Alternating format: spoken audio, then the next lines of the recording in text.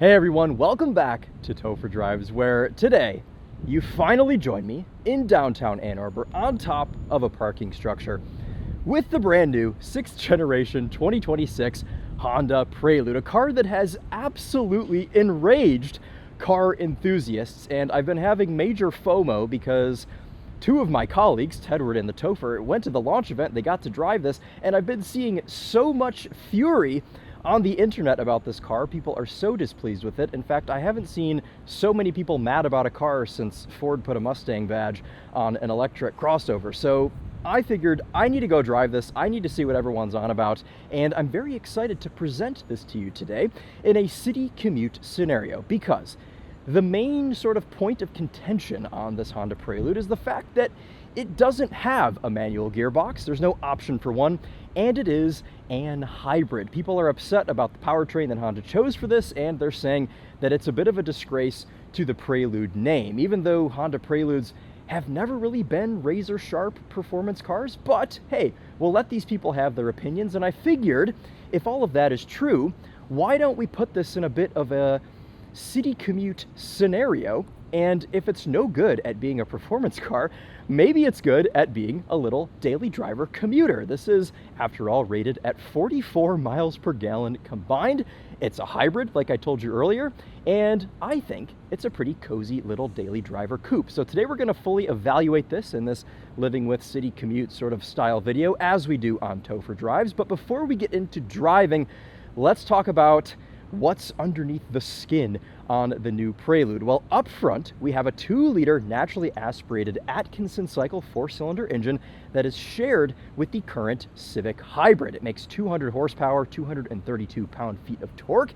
This also has Honda's 2-motor hybrid system, and it is front-wheel drive. Now, getting even deeper into the skin, beyond the powertrain, which is what people are so offended by, we have bits from the Civic Type R, mostly in this region here. Essentially, the entire front suspension, the adaptive dampers, the 4-piston Brembo brakes are all pulled from the Civic Type R, which, to give these irritated people a little bit of credit, it is a bit confusing to read on paper.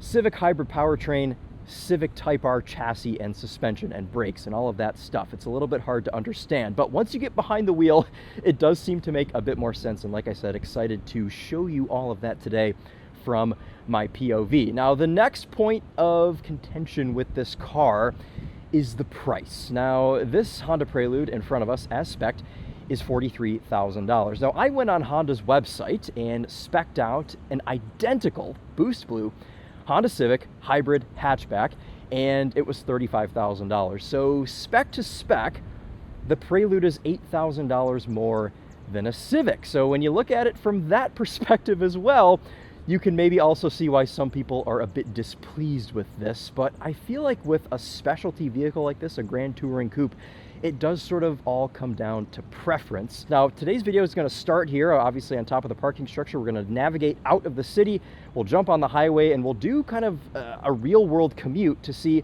what this is like to daily drive, and I'm quite excited to do so. Now, I mentioned this has the adaptive dampers from the Civic Type R, though they are uniquely tuned, which should mean this will give us quite a cozy ride for today's commute. So before we get into driving this, as I step over whatever sort of mystery liquid that is, maybe a bit of oil or something, let's poke around this Honda Prelude, which, let me tell you, I opened the back of this today for the first time, and I thought, wow, that's massive. You could probably fit me in here. You can, actually. I can fit lengthways laying down in this trunk compartment. So pretty good room back here. I think you'd honestly be fine even putting like a mountain bike or something back here. If you had a blanket, you could lay that down. Or if we're staying in the theme of commuting, many briefcases. Prelude, I think, would do you just fine. Design-wise in the back, I think the two different fonts look a little bit weird, and especially considering that people have compared the design of this to the Prius, they've used sort of the Toyota Prime font here for the Prelude, which, I don't know, I think it's pretty cool. I don't know that I love the like prologue style font they did for the Honda badge, but whatever. We won't get too far into the design because there are already a million videos on the internet of the Prelude, and I thought maybe doing a real-world commute would set this one aside if you're looking for some real-world impressions. Let's show you the most hated part of the Prelude, the 2-liter Atkinson cycle 4-cylinder. Ooh, the hood is very hot. It is 92 degrees out currently, you guys, and my hands are getting fried. Even Boost Blue attracts lots of sun. So here it is, 200 horsepower, 232 pound-feet of torque, which is identical to that Civic Hybrid, and a decent looking engine bay, you know, not dressed up or anything crazy here. Maybe they could have done something different for the engine cover like Honda likes to do, maybe a little bit of blue to carry on the Prelude theme. No hood struts, just a little prop rod over here on the left, but I'm starting to get less mad about that these days because on a car like this, I feel like it's just something that won't break. Not saying Honda things are unreliable, but you know, hood struts, they wear out after time, and this isn't a super heavy hood. In fact, this car all in all weighs just under 3,300 pounds. But since it is quite a slippery design, even though the front end looks like a Toyota, it is still very slippery and allows it to achieve that 44 MPG number combined, 46 in the city, 41 on the highway. So pretty decent. Okay, one last thing to show you before we get in. I am so hot. Oh my goodness. I am dripping sweat. The camera's falling off my face. I want to show you these tires because they are some pretty serious ones. A Continental Extreme Contact Sport 02, and the Prelude gets a squared setup on a 235/40 R19. So that's pretty cool. Weight distribution is a bit like 60/40. I think it's 63/37. But even with that, this thing does still feel super balanced. So let's go ahead and get in and actually touch the first thing that I don't like about the Honda Prelude, which are these stupid door handles, which the car is unlocked right now. Why is the door handle sucked into the car? Why do I have to do extra? Why can't it just stay like that when the car is unlocked? Or Honda could have just put a real door handle on it that doesn't move. But I don't know, maybe in the name of aerodynamics, we have to have these stupid door handles that fold into the door. I think out of all the ones that I felt, these do actually feel the nicest quality-wise, but I would prefer just a regular door handle. Right, we have unique seats here in the Prelude, which are different from driver to passenger. The driver's got a little bit more bolster, and you can have two different colors. This comes in a full black leather, or you can get like what we have in this test car, which is blue and white. I think materials in here feel pretty dang nice and look pretty dang nice too. The only bummer is that for your $43,000, the back seat doesn't match the rest of the car, which, okay, I understand this a bit more in a Civic Type R, which has those crazy red bucket seats in the front. Like, all the attention should be on those, right? But I think in something that's marketed as a Grand Touring coupe, just give me white and blue matching rear seats. I don't get why we have to cost cut in the Prelude. Now, the back seats are quite unusable for people actually sitting back there. I tried fitting back there and I just don't. So I guess that's an argument, but if they're not usable for people, then why even put them in? Maybe for insurance purposes, I don't know. But let's get in and start this because I am sweating profusely and would like to drown in this air conditioning. So let's start this thing up. Give me all of the AC. Luckily, this has a very intelligently designed vent placement sort of situation going on in here, which means I can aim all of these very precisely at my face. We first saw this in the current generation, what is it, 11th generation current Honda Civic had these little posts right here. You can just easily aim these at your face, and it's quite nice. Okay, I'm gonna take like 30 seconds to cool down and then we're gonna resume the video. Showing you proof here on the cluster that I'm not being dramatic. 91 degrees Fahrenheit outside currently. Okay. I am going to continue to dry off. I wish that the Prelude had a ventilated seat, but unfortunately it only has heated in 3 stages there. But okay, hotness aside, I like this interior, and I think Honda has a really good thing going right now corporate-wise where all the interiors are laid out just about the same, but it's all very intelligent and simple. We have this 9-inch infotainment screen that is Google-based, so we have Google Maps built right into this. I do like to see that, and everything reacts very nicely. You guys know this system. We have this independent physical climate control panel, which matters a ton on a day like today when you just want to blast that AC on at the lowest possible setting. I didn't even have that on low, so let's go ahead and change that now. That's all easy to use. We've got a physical dimmer switch over here on the left, physical button to turn traction control off, and the biggest news for the Prelude is the new S Plus mode for the 2-motor hybrid system. Now, essentially what this does is simulate an 8-speed gearbox. If you're in, well, actually, if you're in any drive mode, you could be in comfort mode and you could still use S Plus. But if you're bored by the simulated shifting that the car does on its own, like you'd get in a regular Civic hybrid or Accord hybrid, you can spice it up a bit with S+, and we'll show you what that's like later on when we do a bit of a performance loop when we're done with the Commute. But that's a big thing for the Prelude. Otherwise, you know, the materials in here on the door panels, you've got some of that white leather from the seats. That feels pretty nice. The steering wheel is unique. You've got 12 o'clock marked here in some black Alcantara.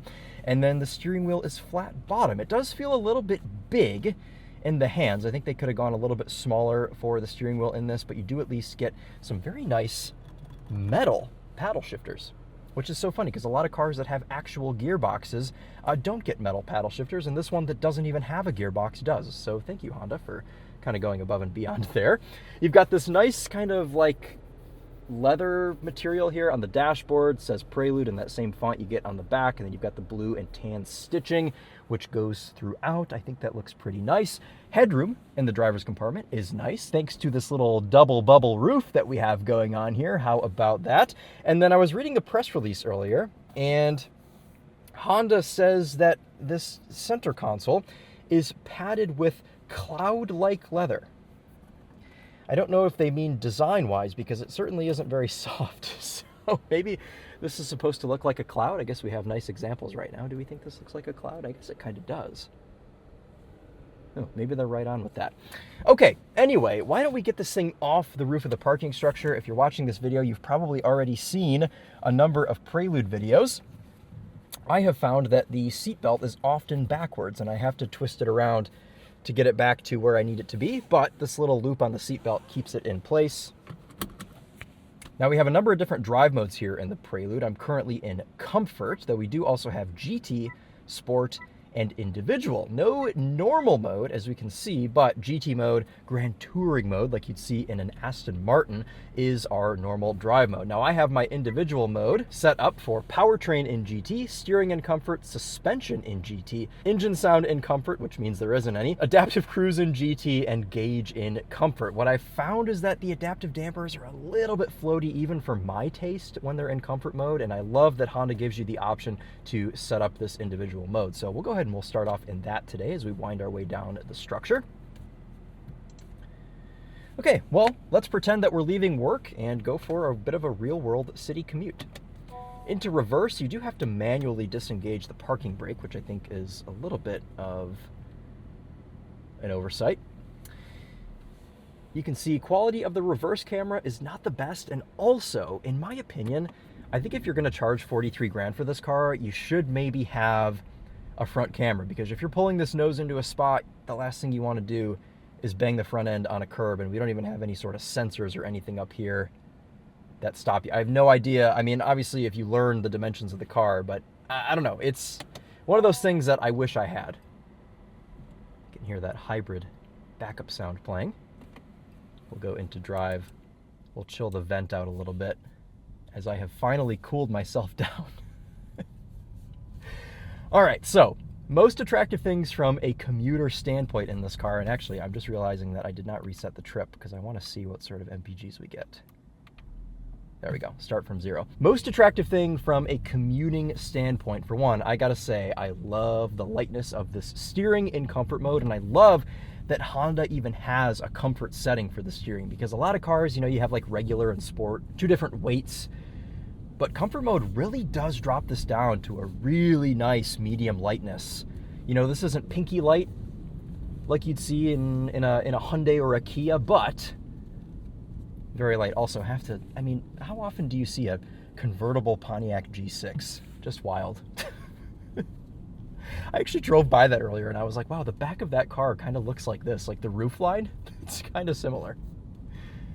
More so a compliment to the G6 than a bad thing for the Prelude, but anyway. Winding this down the structure, maneuverability is quite nice as well. It's just over 2 turns lock to lock with this steering rack, which I think is just perfect. So one thing that can sometimes be a little bit of a burden with a coupe like this is actually seeing out of it when you're going around tight sections. But honestly, the visibility out of the Prelude is pretty decent. These little raised bits on the ends of the hood and the fenders here do help you place the front end.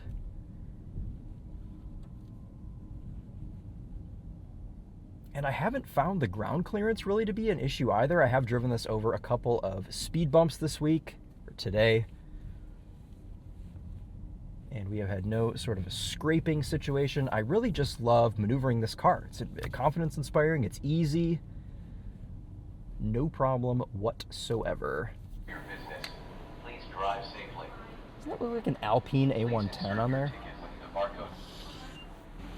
Thank you for your business. Right. Please drive safely. Here we go, off into the city, where the Prelude should feel quite at home with this two-motor hybrid system, because you guys know, okay, I have a number of videos on the Civic Hybrid on my channel, and it's a car that I absolutely adore. So from a personal standpoint, when I saw what Honda was doing with this Prelude and giving it the Honda Civic Hybrid powertrain, I was honestly kind of excited because I just adore that Civic, and I thought, okay, you know, hybrid powertrain, Type R chassis, like this will end up being a pretty nice thing to drive, because the Civic Hybrid is a really fun car to drive, and it's actually quicker than the Civic Si. 0 to 60 wise, it beats it by like, you know, a few tenths of a second or something. And I don't know if I can even say that I was surprised that people didn't approve of this whole situation that Honda did with the Prelude, but I was disappointed to see all of the flack that this car got right off the bat and is still getting.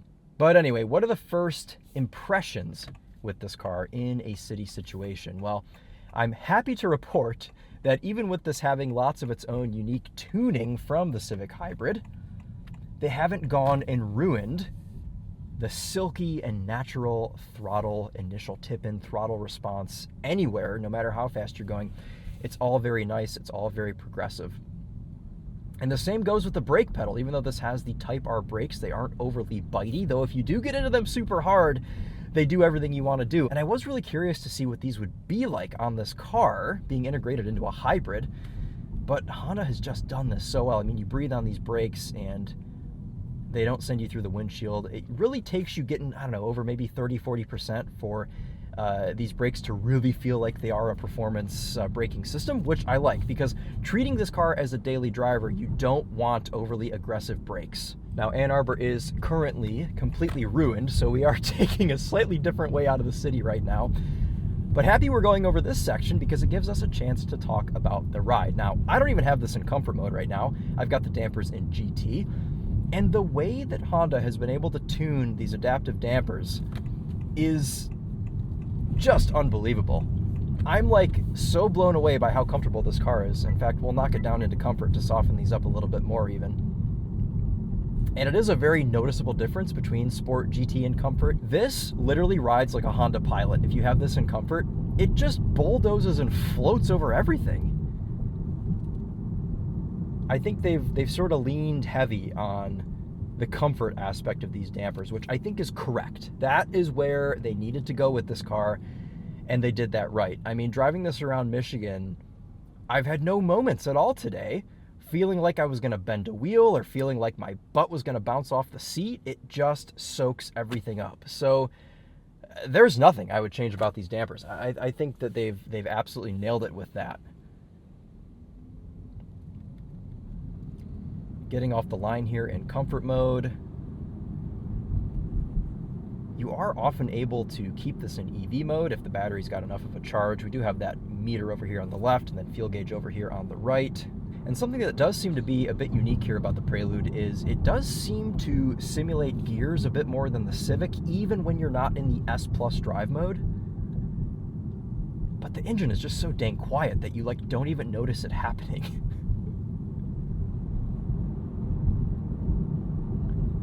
I think the purpose of this is just to make this car feel regular. And if you were somebody back in the day that had a 4-speed automatic powered Prelude, like my grandmother did, she had 2 of them. I meant to say that in the intro. All of my memories of driving around with my grandma in the early 2000s were in the back of her bright red 89 Honda Prelude. So I have a little bit of a personal connection to this car as well. And that's kind of what made me understand this car a bit, was thinking that my grandmother, who was not a car person whatsoever, owned 2 Honda Preludes in the 1980s during the supposed golden age of these cars, you know, and it was driven by a little old lady. You know, I see the argument for wanting the Type R powertrain in here. Yes, that would be very cool, and we're going to talk about that more in the wrap-up. But I think the fact that we have this sort of cozy hybrid setup is nice for somebody that just wants to relax, including me. I'm somebody that wants to relax, and I'm doing so now. I do wish that maybe these seats had a little bit more adjustment. They are fully manual. Obviously, that would add weight and complexity to this car, but again, I think it's one more of those things that for the $43,000, I would maybe like to see some lumbar support. Even if you're not going to give me a fully power seat, at least give me power lumbar to aid in my back. Other initial impressions here from this Honda Prelude, the road NVH is actually a little bit more than I expected. And I think that probably has a lot to do with these Continental tires that are super aggressive.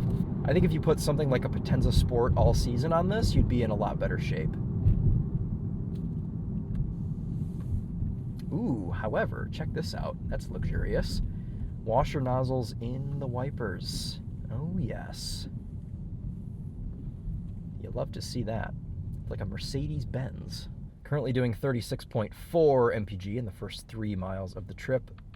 In the 58 miles I've put on this car this week, I'm averaging 33.3 MPG. Now, to give this car some grace, I have filmed a Winding Road Magazine video, which consisted of lots of flat-out performance, and it's 92 degrees Fahrenheit, and I've been running the air conditioning constantly. And I've been doing lots of highway driving. So pretty much everything's been working against this. Visibility out of the Prelude, other than what we talked about earlier with the front haunches, is pretty decent. You can see very well out of the back, actually. No real desire for a camera mirror in this. Side view mirrors do a really good job as well, just like they do on the Civic. In fact, they look like the same mirrors as a Civic. They might be. Biggest blind spot in this car are, of course, the C-pillars, but if you're going to have a coupe-style car like this, it's just something you have to expect. My 987 Porsche Cayman is the exact same way. And I was kind of thinking of this as a Cayman earlier. I was like, this is basically like if Honda built a Cayman, because the roofline does look very similar, and it's got the whole liftback thing going on. But I think the biggest attraction to this car is just sort of the normalcy of it, and the fact that literally anybody could get in this and just drive it and be able to commute to work and look really cool. You know, the outside appearance of this car is very striking, especially in Boost Blue. I've had multiple neighbors come up to me. And you know, my neighbors these days, they're pretty conditioned to all of the different cars that I have in the driveway at any given time. Almost all of them have come up to me and been like, what is that car in your driveway? That thing is epic looking. I've had multiple of them text me to ask if they could come look inside it, all this stuff. So that long-winded explanation just to say that this car is very attractive looking from the outside.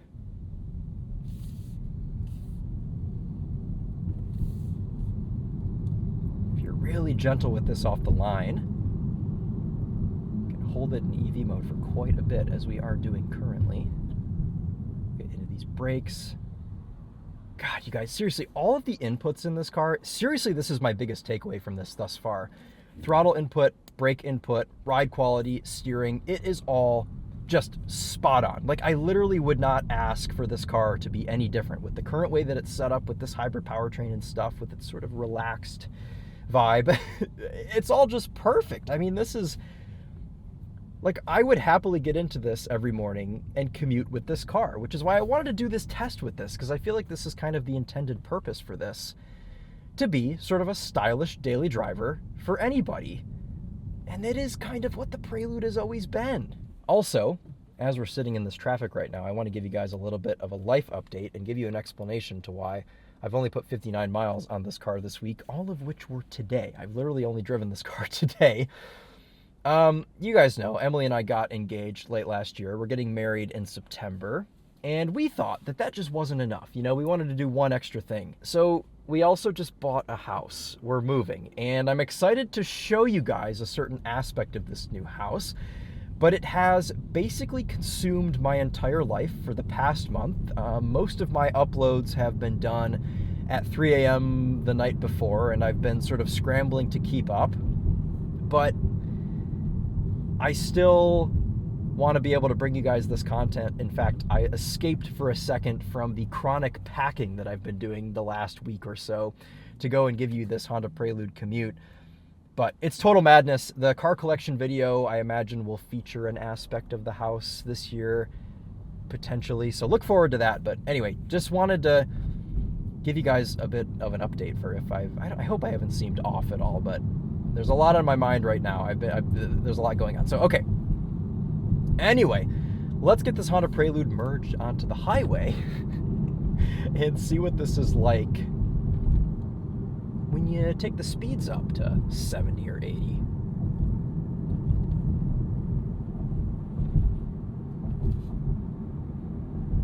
Even with the steering and comfort, this still feels pretty nice, merging at a moderate pace here. Of course, today has to be 92 degrees. Oh well, what can you do?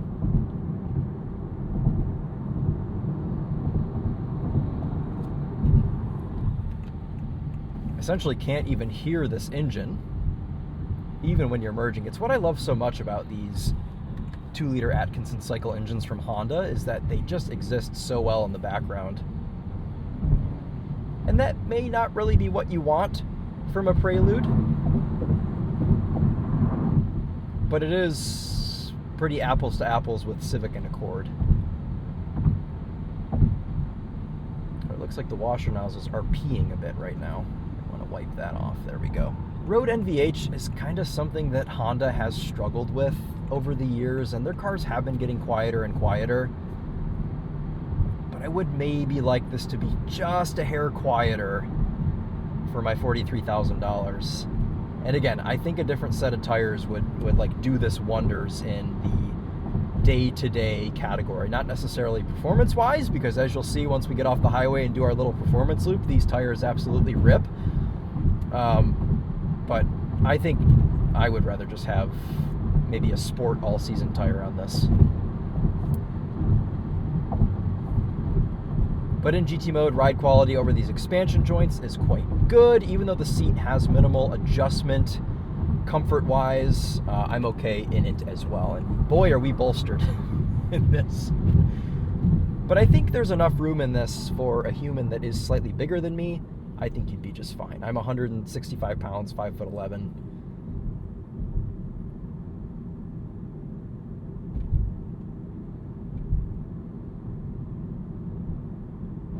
But the bolster is nice for situations like that. You don't move at all on the seat. It hugs you in beautifully. Okay, so, meant to mention this earlier, we also have an 8-speaker Bose sound system as standard here in the Prelude. Everything's standard. You know, this is a Honda. You don't really get to choose any options. You choose your exterior and interior color, and that's it. Everything else just comes standard, which is why this car is a bit more expensive as well. You know, I think it would maybe be in Honda's best interest to have a couple of different trim levels here with this car.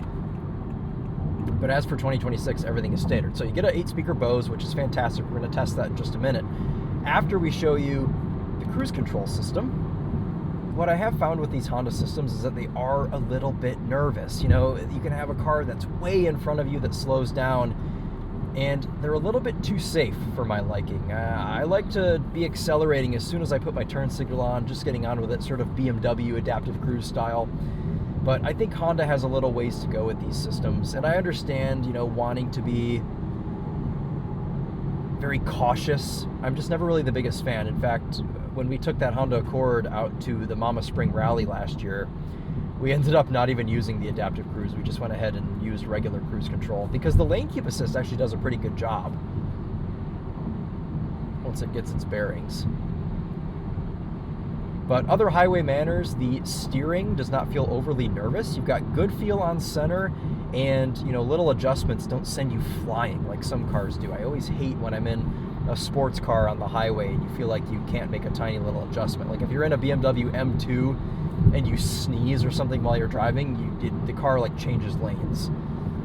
So what about ergonomics in here? Well, we talked about the steering wheel. It does feel a little bit big, but if you rest your elbows here, one on the console, one on the door panel, you are able to comfortably rest your hands on the bottom 2 spokes here on the steering wheel. Elbow comfiness is decent, and I do like that this console extends out a little bit. Obviously, this doesn't adjust because our whole cup holder situation here wouldn't really allow it to. But elbow comfiness is pretty decent, actually. You've got nice squish here on the driver's door panel and pretty similar squish here on the console. It's a little bit harder. And if you're somebody that's a little bit taller than me, if you've got the seat back further, you would take even more advantage of this console. Also got a wireless charger here in front of the shifter, and door pockets and things give you a few more places to put things in the cabin of the Prelude. And I think you may even be able to fit a Culver's medium fry or cheese curd in the door pull, which would be very important for a road trip situation, which maybe someday we'll be able to do that with the Prelude. Anyway though, as we exit the highway, why don't we give you a taste of this 8-speaker Bose sound system.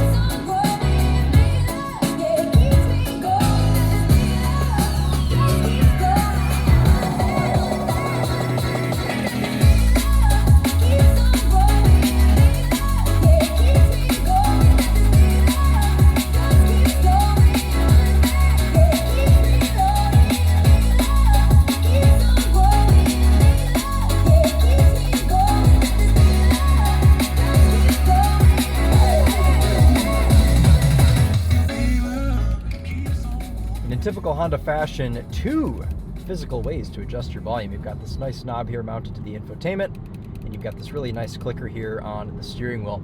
I gotta say, this might be the best Bose system I've ever heard in a Honda. I mean, this thing bumps. I have been bumping music in this all day, all of the normal stuff that I listen to, and it sounds fantastic. Really nice punches from the bass, good clarity from the tweeters, and I think the sort of greenhouse and square footage in this interior really lends itself nicely to the tuning of the Bose, which is sort of the whole point. All right, let's get this Prelude around the performance section, and then we'll give you some final thoughts. I do want to check in on our fuel economy. 43.2 MPG on our 13-mile commute, which was mixed between city and highway, so pretty close to that 44 combined number, even with the AC blasting. So there you go. Okay, let's go ahead and bump this back down into sport mode. I forgot what mode I was in there. Welcome now to the performance loop, where we're going to wrap up the video and show you this S Plus mode for the first time. Super easy to engage that. I love that it's just a big button that you can punch right here above the drive mode selector.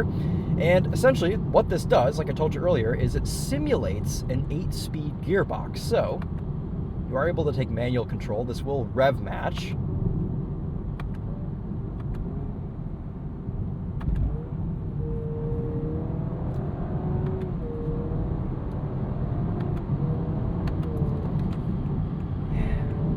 We'll talk about this in a second, but first let's take a corner. I'm going to pull this, actually, we'll put it back into S+.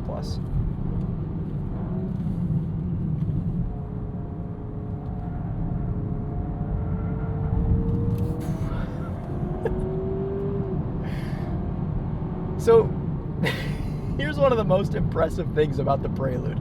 We talked this entire video about how this car is comfortable, easy to daily drive, luxurious inside for the most part. But then you press a couple of buttons down here, and this turns into a back road canyon carver. You can tell that this has the Type R chassis under it when you actually put this into a corner. It's unbelievable. We're going to go for one more, and we'll just let S Plus do its thing here.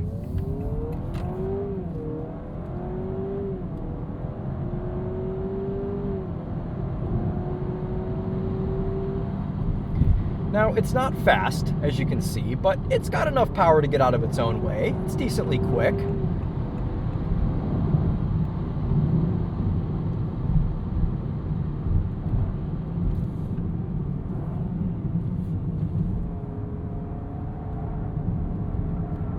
Oh, goodness. The road holding in this car is unbelievable. The combination of this Type R chassis and this Continental tire, unreal. Like, this is crazy. So you can do all your commuting for the day, all of the boring, mundane driving like we just did, and then you can take this to a back road, put it in Sport, put it in S+, and it can do all of that. That's kind of where this sort of Jekyll and Hyde thing comes in. The way this thing changes direction is insane. And you just don't expect it driving this around normally because it is so comfortable. Anyway, let's get this off the line in S Plus automatic and see how it does.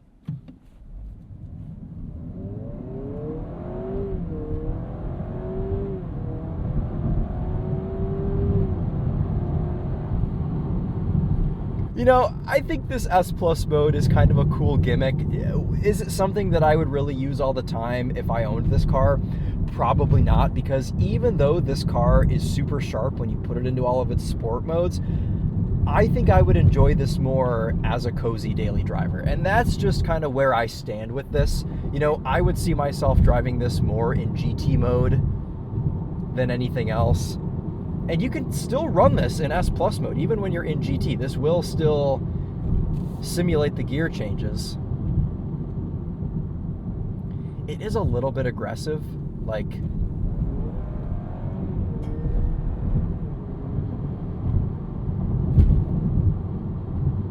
It's not as aggressive as it would be in sport mode.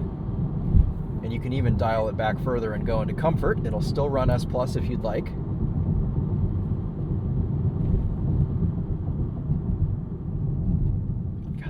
Dude, the brakes are wild.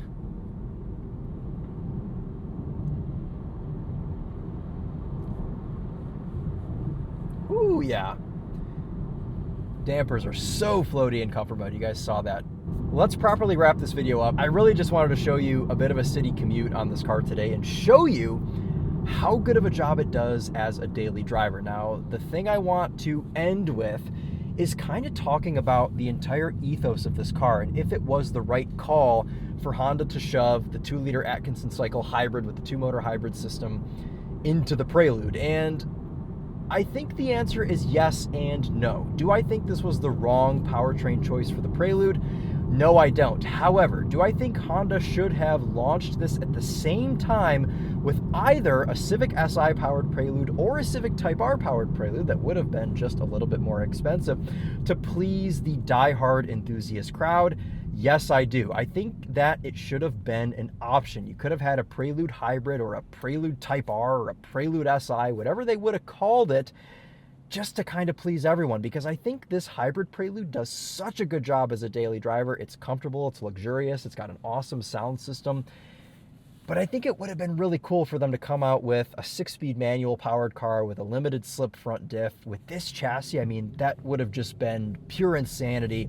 And it would have given people a little bit of a choice. You know, I'm a car enthusiast that's all about choice. You know, give people what they want. And while I think this will suit most of the people that would actually buy a Prelude, like my grandmother did back in 1989, I think it would be cool. And we may still see this someday. You know, Honda may still come out with a manual transmission 300 horsepower Prelude at some point. You just maybe have to give them a little bit more time. Maybe it just wasn't ready, or maybe now that they've gotten all of this negative feedback, maybe they're kind of getting it together and it's something that they are actually going to make. Only time will tell, but for the time being, this is the Prelude that we have. And I gotta say, I can't even say that I'm surprised that I like it. Just with how much I love the Civic Hybrid, I kind of knew that I was really gonna like this car. But I'm happy with this from a sort of stylish daily driver standpoint. The only things I think maybe it's missing for 43 grand are a leather wrapped back seat and some ventilated seats. Otherwise, I'm pretty happy with this. I feel like maybe I mentioned a couple of other things in the video, but here, we'll get this into a spot so you guys can see what that looks like too.